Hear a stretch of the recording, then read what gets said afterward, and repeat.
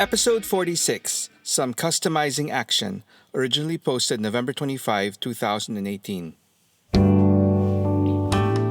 If you're a regular reader of my blog, you'd know that sometime back in 2004 up to around 2009, I was really into modeling 3D transformers on the computer.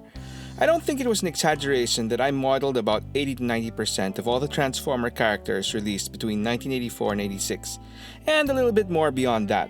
I just loved challenging myself and seeing how my favorite robots would turn out under my 3D modeling interpretations. Pretty soon I was running out of existing characters to model, so what was there left to do?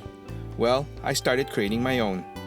During my 3D modeling days, I was fairly active in the online Transformers communities. I would regularly post my work on various message boards and made a number of friends. I would also scour the internet for sites similar to mine to see what other 3D Transformer enthusiasts were up to. Then I came across a site called Custom Masters by Prowl Pants. It was run by a guy named Joe Toscano who did customized Transformers Action Masters. For those not familiar with what Action Masters were, they were Transformers released towards the end of the vintage toy line. Basically, their gimmick was that they were fairly articulated Transformers who couldn't, transform. They were more like straight-up action figures, closer to G.I. Joes who had accessories, weapons, and vehicles who did all the transforming instead. Anyway, Mr. Toscano was really into these little dudes and had a website filled with all his custom creations.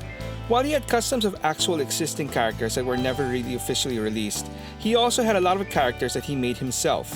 To be fair, most of them were just recolors of existing Transformers, but what I really liked is that aside from just making a figure, he would flesh out his creations by creating tech specs or profiles for each of them, just like the official toys. I really enjoyed going through all the different characters he created, and a light bulb went off in my head. I shot him an email telling him I really enjoyed his work and asked him if he would be okay with me taking some of his characters and making my own 3D interpretations of them. A few days later, he replied giving me his blessings, and so I set off to work. As it turned out, this random contact turned out to be mutually beneficial, as creating 3D versions of Joe's work inspired me to create my own characters, which in turn, Joe made into custom Action Masters as well. How's that for a cool collaboration? Anyway, I spent quite some time expanding my custom Transformers universe. And while I would sometimes write my own bios for the characters I would create, I also enjoyed collaborating with other fellow Transformer fans who were more accomplished writers and getting them to flesh out my creations. More often than not, the jumping point of my expanded universe characters would be actual toys released in the Japanese pre-Transformer line Diaclone. Like I mentioned earlier, many of these were basically color variants of characters we already were familiar with, like a yellow Sideswipe or Trailbreaker, or a red Sunstreaker or Mirage. I would just add some embellishments to my designs in order to make the end result a little bit more unique. Nowadays, Takara and other third-party companies have also jumped on the bandwagon, releasing modern versions of these obscure Diaclone recolors, sometimes going as far as making their own original characters as well. Anyway, I'd like to share with you some of the characters I created with the help of other fellow talented Transformer fans like Mr. Toscano, as well as pics of Joe's original custom masters. I would like to apologize though in advance, as it has been quite some time since I did these that for the most part I have mostly forgotten exactly who wrote what bio. Nevertheless, I'm still very appreciative of all the help I received in fleshing out all these new Transformers. First up, we have the yellow Sideswipe and red Sunstreaker, which both originally started as Diaclone toys. Years later, Takara would make the yellow Sideswipe an official Transformer, releasing him as the Figure King exclusive named Tiger Track. They also released him in Masterpiece form a few years later. Now, I'm not sure if there is now an official Tiger Track bio, but this is the one that we came up with. Tiger Track. Primary function, Sentinel. Never confuse intensity for inactivity. Tiger Track's unique hyperactive sensory array allows him to accurately detect enemies in any number of poor environments, from darkness to severe storms to front lines roaring with gunfire. His visual sensors in particular are sharp enough to instantly see through any camouflage, screen, or illusion. He is also a cool yet ferocious hunter, armed with a laser-guided ground-to-air missile launcher and an electron pulse gun. As for the red Sunstreaker, years ago, third-party company Badcube released their MP take called Sentinel Blaze. But in 2020, Takara made this guy canon under the name Spinout, which was actually the working name for Sunstreaker before he was officially named Sunstreaker. But well before either Sentinel Blaze or Spinout, I had this guy in my universe as Hellraiser, primary function, flamethrower. Fight hard, play harder. Hellraiser appears for all intents and purposes to be the ultimate party bot. Whether he's at McAdam's old oil house or auto base, he's always in a jovial mood, the center of attention. And even in the midst of combat, Hellraiser seems unruffled, joking and wisecracking as he wastes one Decepticon after another, seemingly without a worry in his processor. The truth, though, is that Hellblazer realizes he has no idea if and when he'll be the next victim of the war, and so he's decided to just live it up and fight it out. His specially modified engine takes an errant energon in the air and turns it into a metal-melting blast of flame, enabling him to rocket off at 450 miles per hour in car mode for 3 breams at a time. He can also launch a wall of solid flame behind him at that speed. His skin has been treated to handle such extreme temperatures. He can also channel the fire through his wrist-mounted flamethrower socket. Next, we have 2 more character recolors in a yellow Trailbreaker and a red Mirage, also originally Diaclone releases. I used the yellow Trailbreaker as a base for my own character called Sunburn. To differentiate him from Trailbreaker, I retained the original faceless toy head, making him into a hostile environment specialist. Sunburn. No takers? Then count me in. Sunburn loves being the center of attention. When the situation is deemed too dangerous for what he considers your ordinary run-of-the-mill Autobot, you can be assured that Sunburn will be the first one to volunteer for the job. He revels in the spotlight, continuously pointing out that his advanced equipment and all-around toughness allows him to excel in environments that would basically render most of his comrades inactive. His experimental casing provides him with unparalleled protection against extreme temperatures, hot or cold, as well as against most known corrosive agents. Unfortunately, Sunburn's unwavering faith in his equipment oftentimes leads him to volunteering for situations without properly considering all the ramifications of doing so. The Red Mirage was dubbed Speedway, and I went the extra mile and changed my character's gender into a female because, well, why not? I also tweaked her color scheme a little, replacing the white with gold, but still keeping her predominantly red color.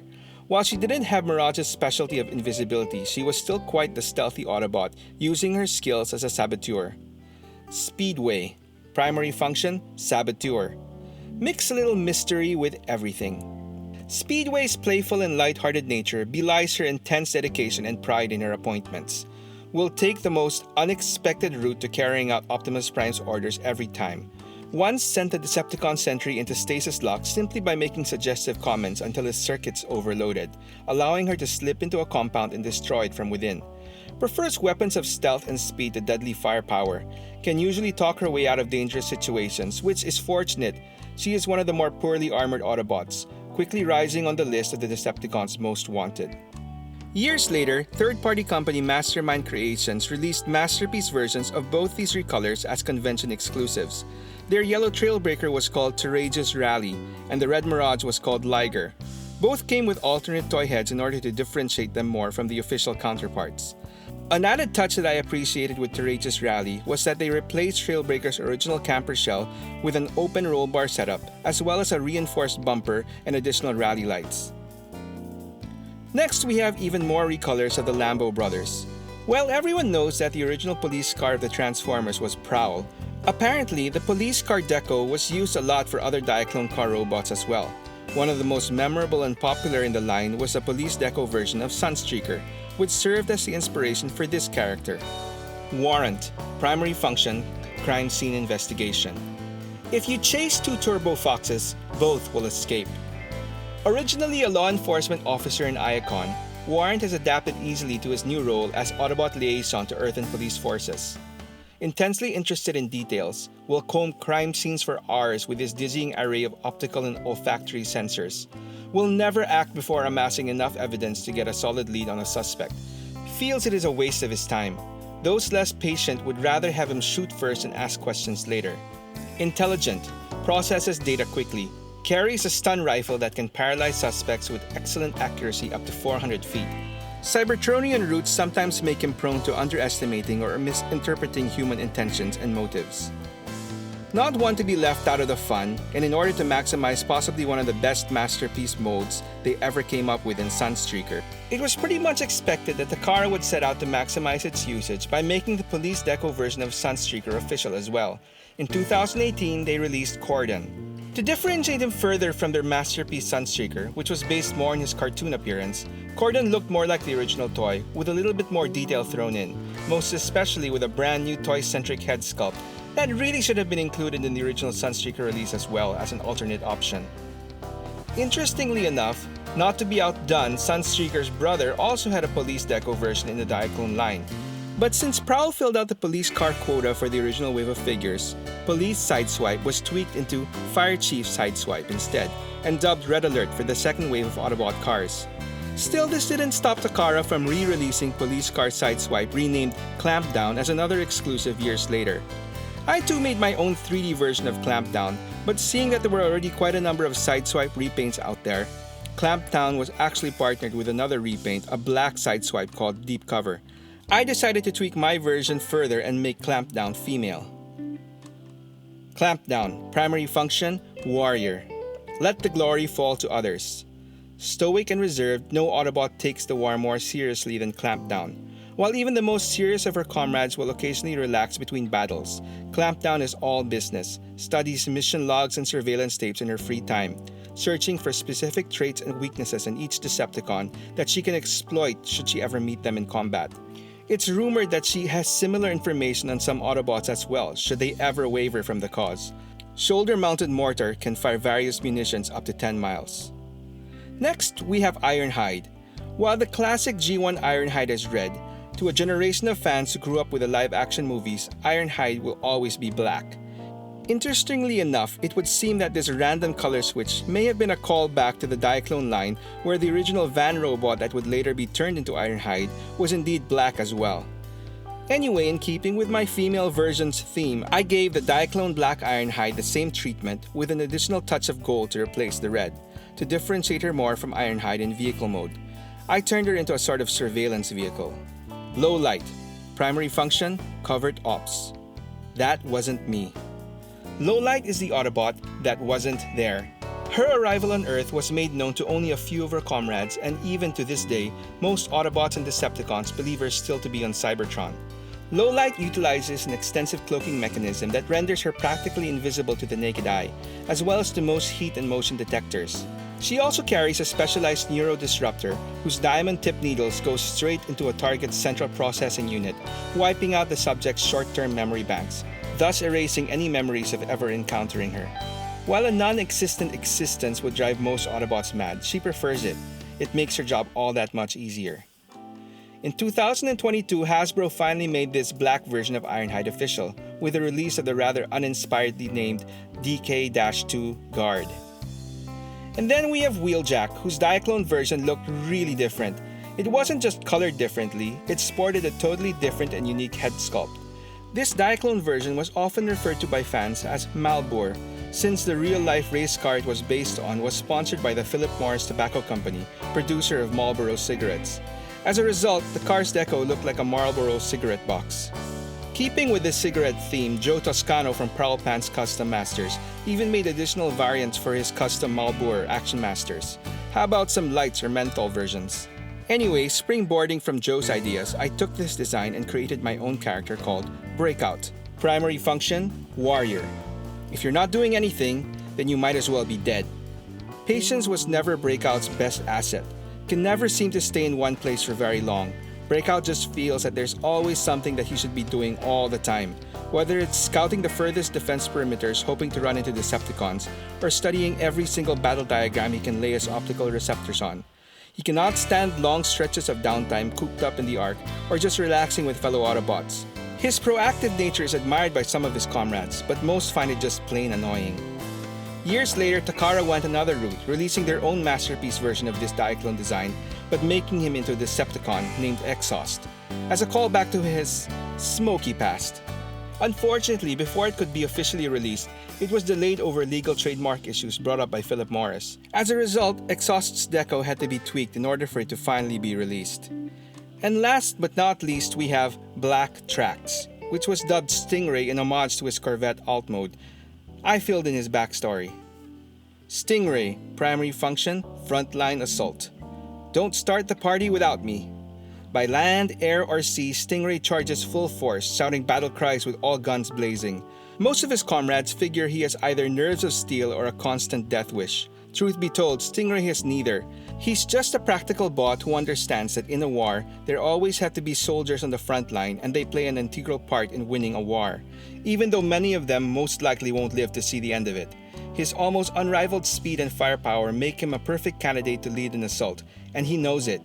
So instead of sulking about the situation he's in, Stingray has decided to make light of his situation and treat each battle like one big party. Deep down though, he is fully aware of the risks that come with his job.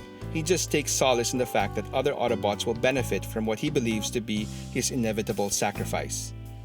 Anyway, probably figuring out that their newly minted Decepticon car exhaust needed a road buddy, the car officially made their masterpiece version of Black Tracks into the Decepticon Loud Pedal, who according to his entry in the Transformers Wiki, is a genius without peer.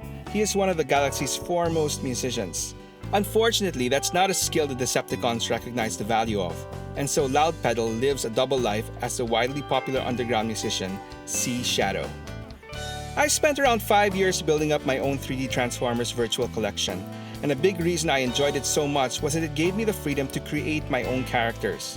Maybe one day I'll revisit more of them, but that should cover it for now. To end, I would like to thank U.NEM Studios and TF Square One for allowing me to use some of these pictures for this episode. Please do check them out. And lastly, as part of my putting this episode together, I attempted to retouch base with Joe Toscano and ask him for some possible customizing stories he might have had that I could include. Unfortunately, I found out that he passed away last year, and so I'd like to dedicate this episode especially to Joe Toscano. Even if we didn't go beyond our mutual love for Transformers, I knew from our interactions that he was a good man. Rest in peace, Joe, till all are one.